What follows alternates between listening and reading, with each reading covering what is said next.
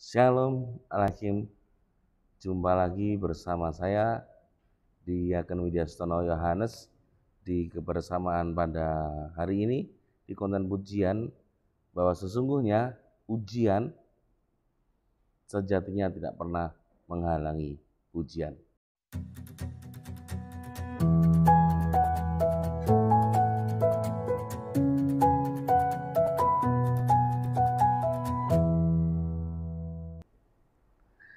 Puji syukur pada Tuhan Allah yang hidup yang sudah menyertai kita semuanya sehingga kita boleh ada sebagaimana kita ada saat ini. Bersyukur bahwa Bapak Ibu di rumah pun juga mengalami hal sama ya. Kita bersyukur bahwa Tuhan Allah yang hidup sudah menyertai Anda semuanya sampai dengan saat ini sehingga segala sesuatu boleh kita rasakan, kita terima, itu bukti anugerah Tuhan yang luar biasa. Baik, di saat ini kita akan sama-sama menerima berkat Tuhan, kita akan belajar bersama. Dan apa yang saya dapat di dalam firman Tuhan nanti kiranya juga memberkati Anda semuanya dan tentunya sukacita melimpah di dalam setiap kehidupan Anda semuanya. Tetapi sebelumnya mari kita awali dalam doa, kita berdoa. Bapa di dalam surga, terima kasih Tuhan buat kasih setiamu yang luar biasa yang boleh kami rasakan hingga pada saat ini. Bersyukur bahwa kami boleh ada sebagaimana kami ada saat ini karena anugerah-Mu, dan ajar kami Tuhan untuk selalu bersyukur agar apa yang boleh kami terima yaitu anugerah-Mu tidak akan pernah sia-sia dalam kehidupan kami. Bapak, sebentar kami akan bersama-sama merenungkan bagaimana firman-Mu, menuntun kami kiranya ini semua boleh jadi karena pimpinan daripada Tuhan. Terima kasih Tuhan, kami serahkan kehidupan kami ke dalam tangan. Amin. Saudaraku yang terkasih dalam Tuhan Yesus Kristus, di kesempatan hari ini kita akan belajar bersama di dalam 2 Timotius pasal 3 ayat 1 sampai dengan yang keempat. 2 Timotius pasal yang ketiga ayat 1 sampai yang dengan yang keempat. Walaupun sudah kemarin ya, saya ucapkan merdeka. Kita masih di dalam suasana kemerdekaan Republik Indonesia ke-77. Nah, mari kita akan tetap mengenang jasa-jasa pahlawan kita yang sudah memerdekakan kita dari penjajahan Belanda sehingga kita boleh merdeka. Baik Bapak Ibu yang terkasih, saudaraku yang terkasih dalam Tuhan Yesus Kristus, di dalam 2 Timotius 3 ayat 1 sampai dengan yang keempat, demikian firman Tuhan. Ketahuilah bahwa pada hari-hari terakhir akan datang masa yang sukar. Manusia akan mencintai dirinya sendiri dan menjadi hamba uang. Mereka akan membual dan menyombongkan diri. Mereka akan menjadi pemfitnah. Mereka akan berontak terhadap orang tua dan tidak tahu berterima kasih, tidak mempedulikan agama, tidak tahu mengasihi, tidak mau berdamai, suka menjelekkan orang, tidak dapat mengekang diri, garang, tidak suka yang baik, suka mengkhianat, tidak berpikir panjang, berlagak tahu, lebih menuruti hawa nafsu daripada menuruti Allah. Demikian tadi yang kita boleh sama-sama baca di dalam 2 Timotius 3 ayat 1 sampai dengan yang keempat. Di kesempatan pujian pada saat ini diambil tema ketahuilah. Apa yang perlu kita ketahui? Nah, saudaraku yang terkasih dalam Tuhan Kristus, sebelumnya saya cerita sedikit ya tentang seorang teman. Sebenarnya saya tidak mau mengingat hal ini lagi, tetapi ini jadi suatu contoh ya pada saat bagaimana menjadi seorang teman ataupun melupakan kita yang adalah temannya. Bingung ya, begini ceritanya. Mungkin sekitar 12 tahun yang lalu, atau kalau tidak salah 15 tahun yang lalu ya, saat saya masih kuliah, saya mempunyai teman yang terhitung sangat dekat sekali, cowok tapi ya, kemana-mana kami pergi karena dia adalah seorang perantau. Saya pun demikian, jadi apapun kami rasakan, ya saat-saat titik lemah kami boleh rasakan, saat dimana kami menikmati sukacita kami merasakan bersama. Nah, singkat cerita, tahun demi tahun kita jalani bersama. Kami sudah terpisah karena tugas masing-masing ya. Tetapi pada saat yang sama pun juga kami pun kembali bertemu dengan dengan sesuatu yang berbeda. Ternyata dia lebih memiliki sesuatu yang lebih daripada saya. Bukan faktor, ya mungkin faktor dimana dia lebih beruntung daripada saya. Saya pun bukan menjadi orang yang tidak beruntung ya. Maksudnya dia lebih daripada saya dalam hal finansial. Pada saat itu gaya hidupnya sudah berbeda. Gaya hidupnya berbeda, cara bicaranya, terus cara menikmati tempat-tempat pada waktu dulu dan sekarang sangat berbeda.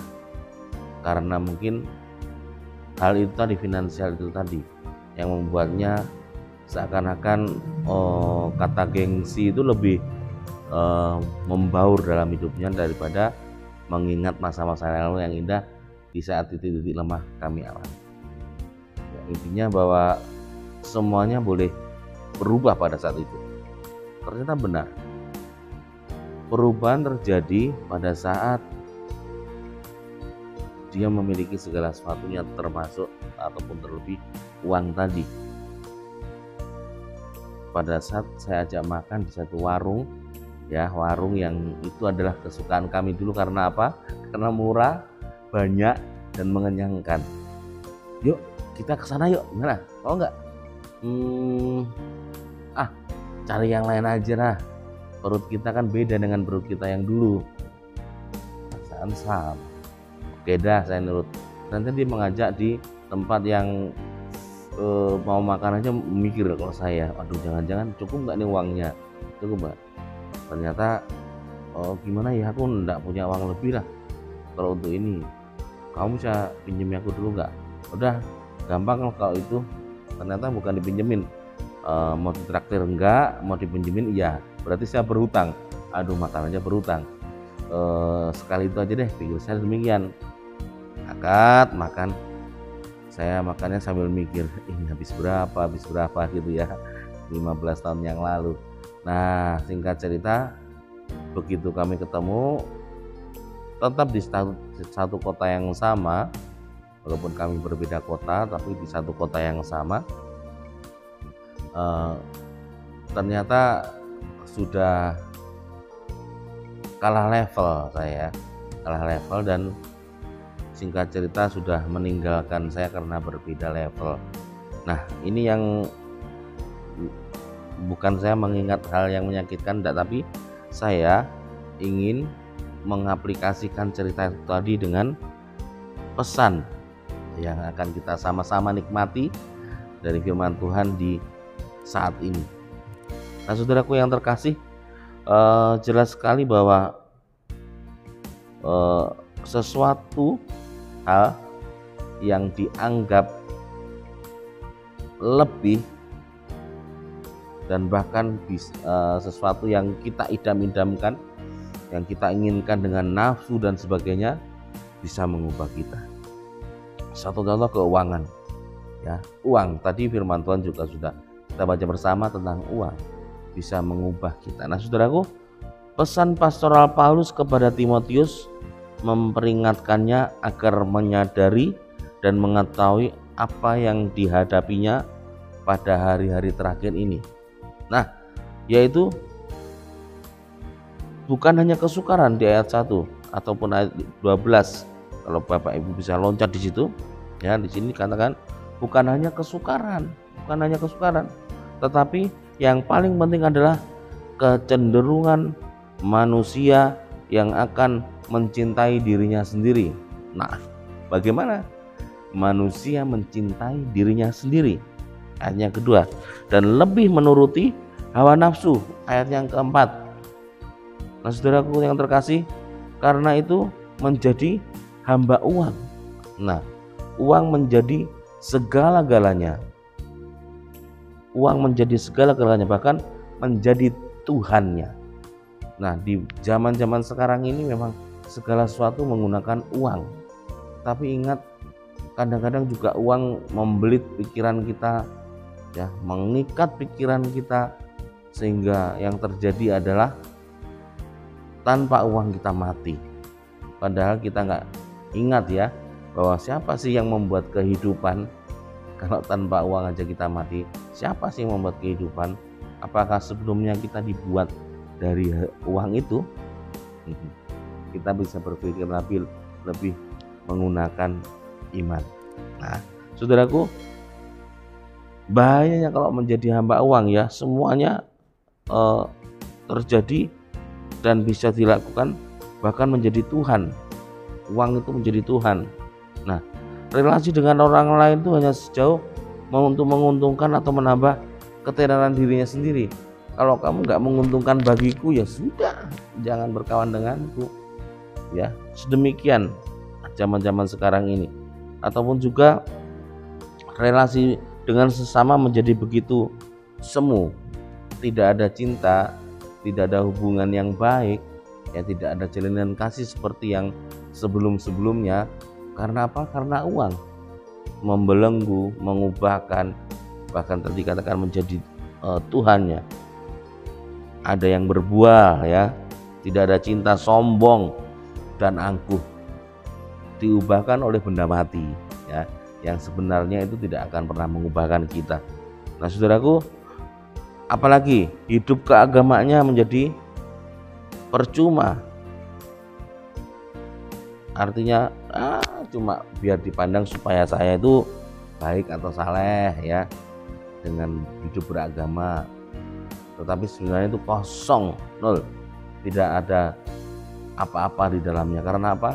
Di dalam otaknya hawa nafsu yang uang tadi menjadi Tuhannya. Ini yang perlu kita waspadai, kita perlu hati-hati. Jangan sampai kita berbalik pemikiran kita bahwa kita hidup bukan karena uang, melainkan hidup karena Kristus. Nah, saudaraku, sekarang pun kita menghadapi orang-orang seperti itu di lingkungan mungkin rumah, sekolah, tempat kerja, atau bahkan gereja. Nah, kita tetap harus waspada. Bukan tidak mungkin kita dipengaruhi oleh lingkungan yang seperti itu, saudaraku, ya.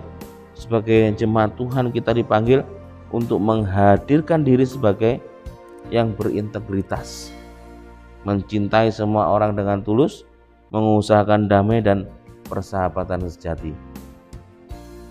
Ini yang perlu kita waspadai, ya. Kenapa firman Tuhan dikatakan tadi temanya ketahuilah.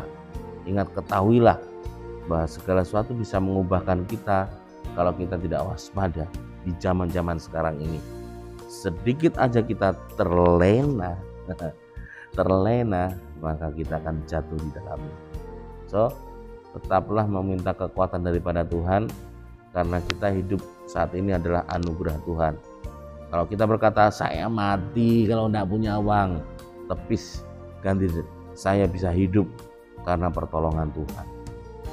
Nah, kita perlu waspadai, kita perlu motivasi diri agar kita tetap berjalan dengan iman, bahwa Yesus Kristuslah kekuatan dalam setiap kehidupan kita. Ketahuilah. Baik, ini tadi berkat firman Tuhan yang sedikit boleh saya bagikan untuk Bapak Ibu Saudara dimanapun berada. Kiranya menjadi berkat, kekuatan untuk kita semuanya menghadapi zaman-zaman sekarang ini. Ataupun kalau kita mungkin menemui seseorang yang ada di dalamnya kungkuannya itu, kita akan menjadi orang pertama yang akan mengingatkan, mengembalikannya kepada jalan ataupun kepada hal yang benar, sehingga mereka tidak terlilit lagi dengan pemikiran-pemikiran yang salah, sehingga mereka boleh kembali kepada pemikiran yang benar. Kita akan sama-sama tutup dalam doa. Kita berdoa. Bapa di dalam surga, terima kasih buat kasih setiamu yang sudah membimbing kami untuk mengerti satu hal, bahwa segala sesuatunya boleh kami jalani di zaman-zaman sekarang ini karena kekuatan daripada Tuhan. Tuhan, ajar kami untuk selalu menepis pemikiran-pemikiran yang jahat, pemikiran-pemikiran yang merendahkan Tuhan, bahwa kami bisa hidup oleh karena hal-hal yang lain. Tuhan, ampuni kami. Saat ini kami percaya bahwa Engkaulah Allah yang hidup, yang mampu membuat kami hidup, yang membuat kami bangkit, dan bahkan kami bangkit dengan kekuatan daripada Tuhan, sehingga kami boleh berjalan sesuai dengan kehendak-Mu. Tuhan, ampuni jika kami masih memiliki pikiran-pikiran yang tidak sehat, pemikiran yang jahat, sehingga kami berjalan melenceng daripada jalan Tuhan. Ampuni kami Tuhan. Terima kasih, ini diri kami, ini seluruh kehidupan kami serahkan dalam tangan Tuhan, Allah yang hidup. Di dalam nama Yesus kami berdoa. Amin.